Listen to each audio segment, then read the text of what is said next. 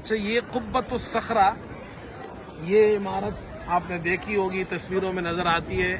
یہ سامنے مسجد الاقصی کا یہ حصہ ہے، اس کو مسجد قبلی کہتے ہیں، اور عبد الملک بن مروان نے وہ بنائی تھی، اور یہ عبد الملک بن مروان نے اس کو تعمیر کیا تھا.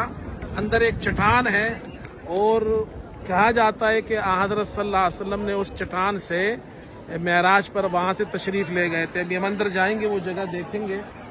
یہ عبد الملک بن مروان نے یہ تعمیر کی تھی. اس کی اندر چلتے ہیں اور آپ کو دکھاتے ہیں. اچھا، یہ ابھی ہم قبۃ الصخرہ کے اندر ہے، اس بلڈنگ کے اندر ہے. بہت ہی خوبصورت بلڈنگ ہے. یہ بلڈنگ پہلے نہیں تھی. یہ چٹان جو صخرہ ہے، یہ چٹان یہاں پر تھی. یہ بہت بڑی چٹان ہے. یہ چٹان یہاں پر تھی، اور حضرت عمر رضی اللہ تعالی عنہ جب بیت المقدس فتح ہوا، وہ جب یہاں آئے تو یہ چٹان تھی صرف یہاں. اس پہ کچرا وغیرہ پڑا ہوا تھا. حضرت عمر رضی اللہ عنہ نے صاف کرنے کا حکم دیا، خود بھی صاف کیا، اسے اپنے کپڑوں سے صاف کیا. اور پھر بعد میں یہ بلڈنگ جو ہے یہ بنائی گئی ہے. یہ خوبصورت بلڈنگ آپ دیکھ رہے ہیں.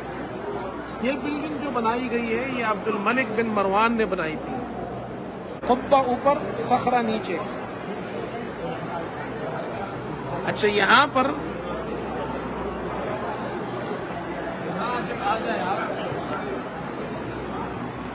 یہ نیچے ایک غار ہے. اب اس غار میں ہم جائیں گے.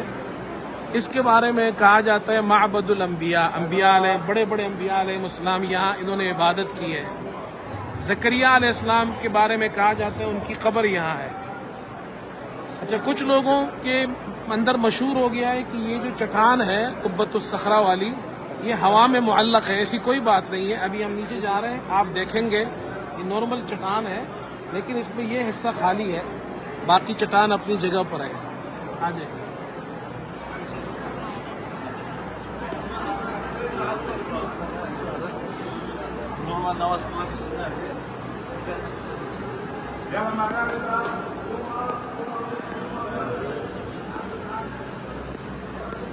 یہ دیکھیں جی، یہ چٹان ہے. یہ حصہ اس کا خالی ہے، باقی یہ پوری چٹان جو ہے نا یہ نارمل چٹان ہے.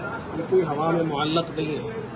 لوگ یہاں آتے ہیں، نماز پڑھتے ہیں. یہ دیکھیں اس طرف نماز پڑھ رہے ہیں، نفل پڑھتے ہیں. انبیاء علیہ السلام نے یہاں نماز پڑھی ہے. موقع ملے تو یہاں نماز پڑھنی چاہیے.